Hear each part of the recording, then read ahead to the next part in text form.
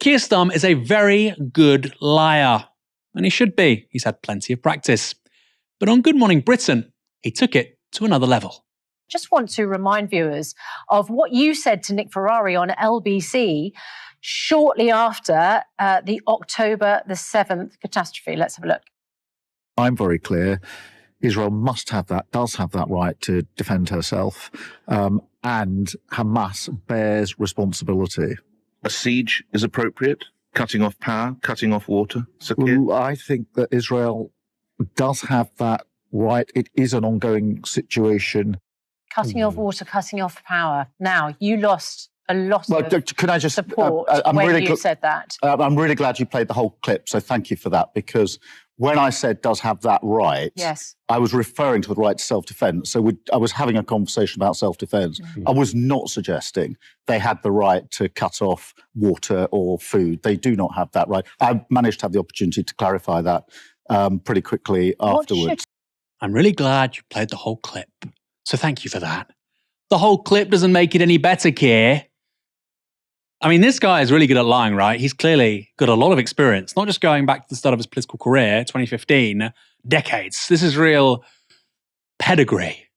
On the question of whether a siege and cutting off water and power was appropriate, you clearly said, quote, "I think that Israel does have that right." And you absolutely did not clarify those remarks quickly afterwards. The LBC interview was on the 11th of October last year. Days before, the UN had already clarified that cutting off water and electricity to civilian populations is against international law. And yet, in the days after your LBC appearance, you arranged this, Keir.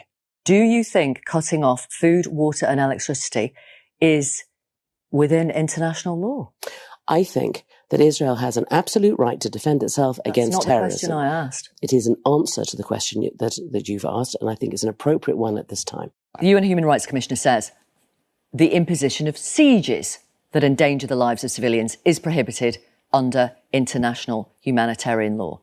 Keir Starmer, your leader, a human rights lawyer, says Israel does have the right to impose a siege. Who is right?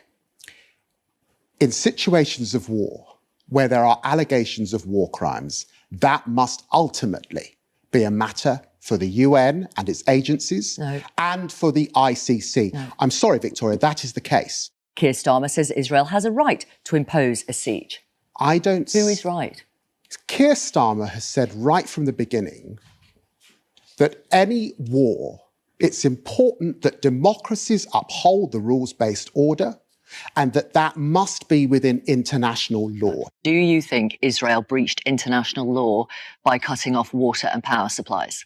Look, I think this is an extraordinarily complex and fast-moving situation. There are 200 hostages. And what's the answer to the question? Well, look, Israel has the right to self-defence and it has a duty to secure the release of its hostages. Sure. But my question was, ensure that international law is upheld. Right, and so my question is, do you think Israel has breached international humanitarian law by cutting off water and fuel supplies? Well, in the last 24 hours, we've seen water, medicine and food enter Gaza. I am going to ask the question again. Do you think Israel breached international law by cutting off power and water supplies? Look, I'm not going to sit in your studio and grandstand and tell you that I'm going to make big pronouncements about what Israel is and isn't doing.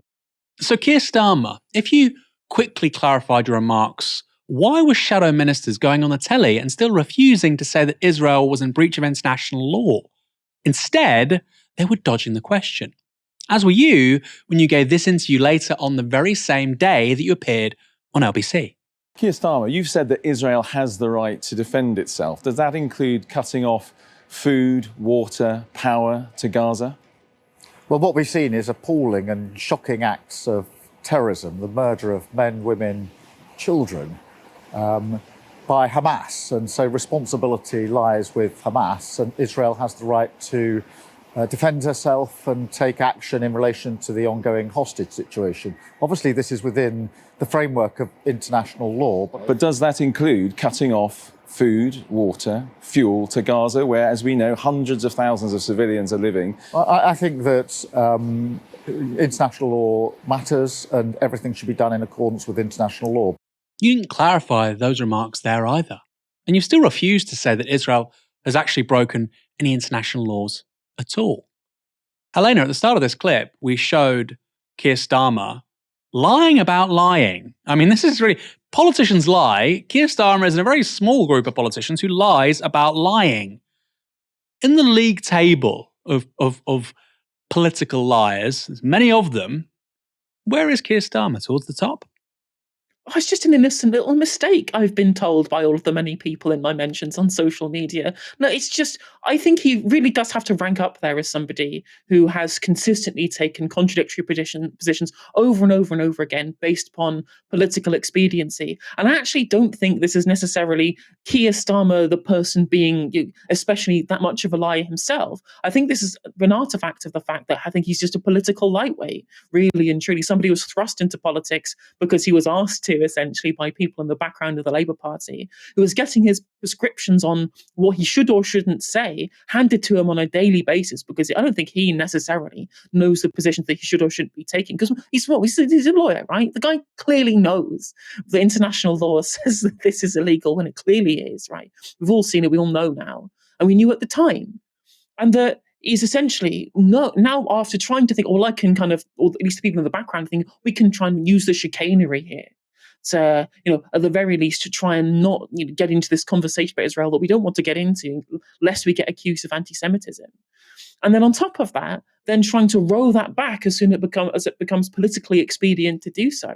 And that's unfortunately what's going to happen to you if you act like a political weather vane for the entirety of the election period, because you just want to look at whatever is palatable to voters rather than having any moral position, or any ethical position, or even having a solid position that is rooted in your supposed knowledge base, which is law.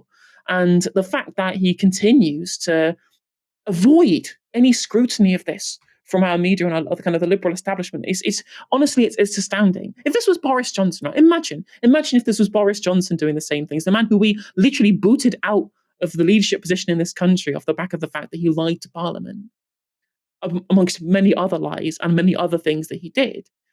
Would the liberal media be giving him this much of a pass? Absolutely not. Not a chance that he'd be given a pass if this was Boris Johnson. But because it's Keir Starmer and he's sensible and he's got the nice haircut, he gets away with it. He just gets away with taking completely contradictory positions. He'll go, well, I'm glad you let me clarify that. And they go, oh, okay, so you have clarified that. Brilliant, we'll move on now. No, scrutinise him. Scrutinise him for 5 minutes, please. What the hell is going on? I feel like we stumbled into a parallel universe here. It's ridiculous. And compare it, by the way, to George Galloway, who was almost being waterboarded by Madeleine and Susanna Reid on the same show, the same morning. Very contradictory treatment of the two. And also, of course, Corbyn. Compare the treatment to Corbyn. Even when Corbyn's position was entirely consistent, it was taken apart, put back together, unsewn, torn apart, cut up with a scissor, dissolved in acid. They had to mutilate any political position he ever held in his entire life until it could be something that was media-friendly, something that would cause a controversy. Like you say, with Starmer, they do the complete opposites. Before we go, I just want to say there is a link in our description if you want to support our work here at Novara Media, novaramedia.com/support. We're trying to build a new media for different politics. There is going to be a general election soon, this year, almost certainly, and we want to cover that in a very unique, special, and independent way. That's the key word, independent. We're not on hock to the millionaire class or indeed the billionaire class. We want to get the facts to you. So if you want to be a part of that, go to novaramedia.com/support. And like I say, you can just click that link in the description below.